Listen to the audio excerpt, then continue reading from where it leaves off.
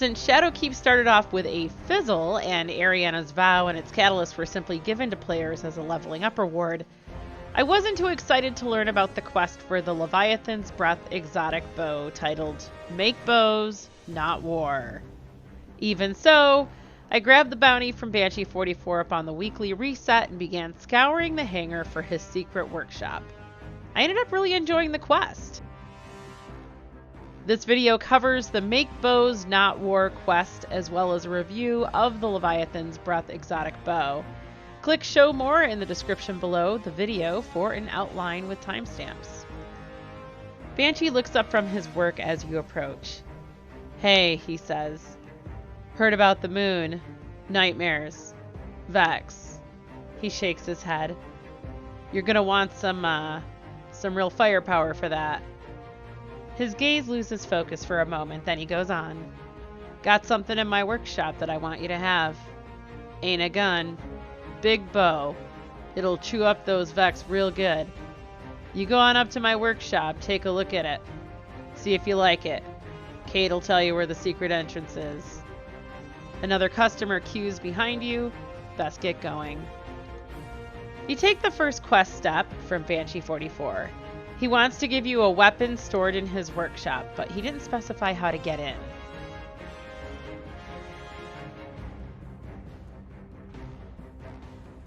Head to the hangar in the East Tower.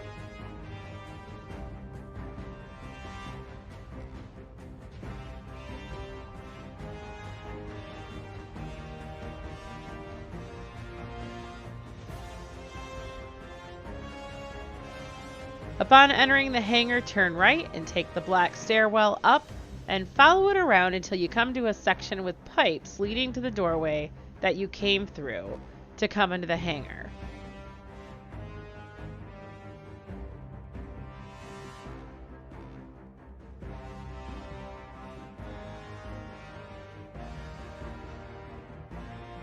Jump onto the pipes, run toward the doorway, and jump onto the platform above it.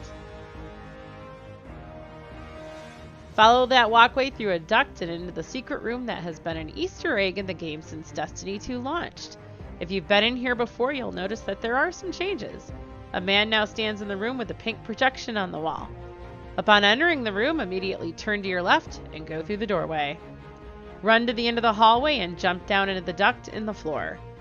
Run to the end of the duct and jump up into another room. Run through that room and take the door on the left. Take the hallway to the right and turn left into the room with 2 storage racks. Run down the stairs and around those racks to the right. Look up. You'll see a duct that you need to jump into. Jump onto the rack and then into the duct. Run to the end, fall through the floor again. Follow the hallway past the purple light and turn right into the second cylindrical duct and onto a platform. This is a tiny jumping puzzle. Jump onto one of the small platforms on the side, then up onto the middle platform, and then onto the smaller platform that enters into a hallway. Fall into another duct that leads up a ramp and into Banshee's secret workshop. Turn left, and you'll see the bow in a case. Go and grab the quest step. You found the bow in a display case in a room that's got to be Banshee's workshop. Problem is, the case is locked. The "Where are the keys, sir?" quest step instructs you to return to Banshee to politely inquire about opening the case. "Where are the keys, sir?" Banshee's pleased that you want the heavy bow in his workshop. "Good," he says. "Real good. Problem is, though, lock on that case is real secure. Haven't opened it since we won the war against Gaul. Not sure I even know where the key codes are." He contemplates a moment. "Well, that's all right. We can reverse engineer them. I'd say crack the glass, but..." He trails off. There is an ominous look in his eyes. "I don't recommend cracking the glass." He gives Ghost a number of diagnostics to generate a new key code and then sends you on your way. Accept the quest, Intro to Safecracking 101. You need a rotating key code to access the bow in Banshee's workshop, but the original has been lost. You'll have to generate a new code following the same steps that Banshee did. First on Banshee's list is to get out into the field to seed a key generator with combat data. Seed data for a new key code by completing Gambit matches or Vanguard strikes. Gambit Prime matches and Nightfall strikes grant the most efficient progress. Regular strikes award 20% and Nightfalls 50%. My quest step was already completed by the time I hit up Gambit Prime, and I couldn't find the progress on Reddit, but I'm assuming Gambit Prime awards 50% as well. Most guides recommend running 2 match-made Nightfalls. I recommend doing all of these steps while you do other things. For example, I complete all the milestones on all of my characters every week, so I did 3 strikes, a Nightfall, and 3 Gambit Prime matches. Instead of creating more work for myself, I simply completed this step while doing what I was already going to do for my weekly milestones. Upon completion of Step 2, you receive Step 3, Advanced Safecracking 201. The key generator is seeded with viable combat data, and it can now output key codes. But to constrain the possible set of generated codes, Ghost says you'll need to provide the generator with some more targeted data. Literally.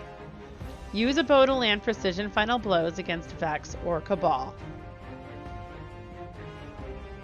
I personally prefer Cabal for obtaining precision final blows, so I headed to the EDZ.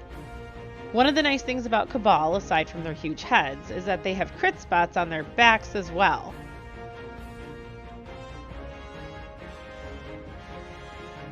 For the phalanxes, shoot the center of the shield to make the phalanx drop the shield to clear the way for a headshot. The 4th step is Economics of War. The key generator needs just a little more data before you're ready to return to Banshee for final authentication. To further limit the possible codes the generator can create, you'll have to recreate the conditions under which Banshee programmed the first codes. Fighting Red Legion forces during the Red War. Complete an epic reprise of Strike the Arms Dealer in the European Dead Zone on Earth. You're close to generating a viable key code to access the locked case in Banshee's armory.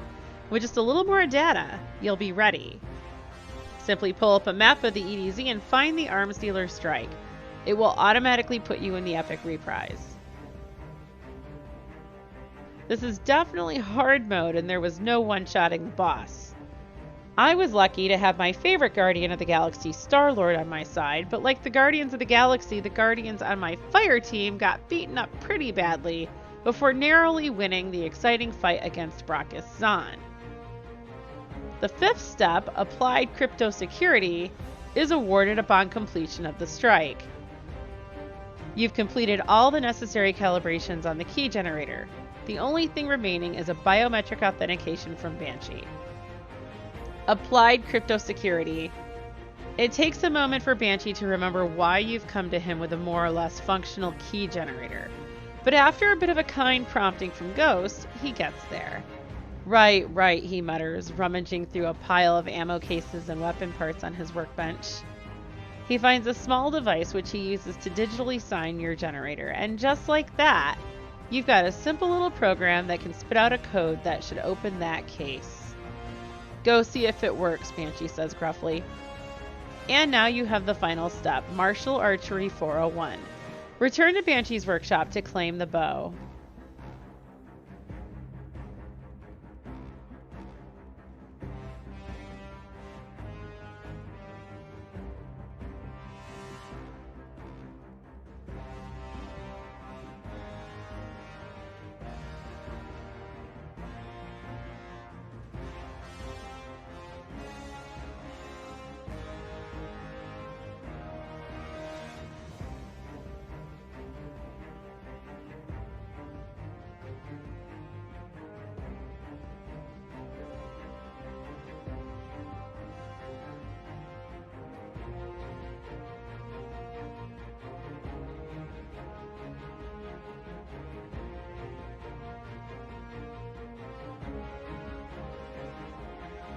Leviathan's Breath's perk is Big Game Hunter, which fires a massive heavy bolt that staggers unshielded enemy combatants, and is particularly strong against unstoppable champions. Other perks include the chain bowstring, a Cabal design, a heavy-duty bowstring that slightly increases accuracy and stability. The fiberglass arrow shaft greatly increases accuracy and slightly decreases stability, so the bow is heavy and consistent. Fully drawing the bow activates the Leviathan sigh, which creates a large concussive blast from the bolt which knocks enemies back. Since the bow is particularly strong against unstoppable champions, I decided to test it on a solo legend difficulty nightmare hunt and set out to find an unstoppable champion. But first, I had to get past some barrier knights that, in my opinion, are much more difficult. I soon discovered that I could shoot 2 fully drawn bolts before the knight would throw up his barrier. This left him with little health, so I could follow through with an auto rifle with anti-barrier rounds to finish the fight. This bow made the damage phase pretty painless for me. The knight had a different experience. The fight against the unstoppable champion was actually quite easy with the Leviathan's breath. If you plan to do nightmare hunts on higher difficulty levels, I highly recommend this bow.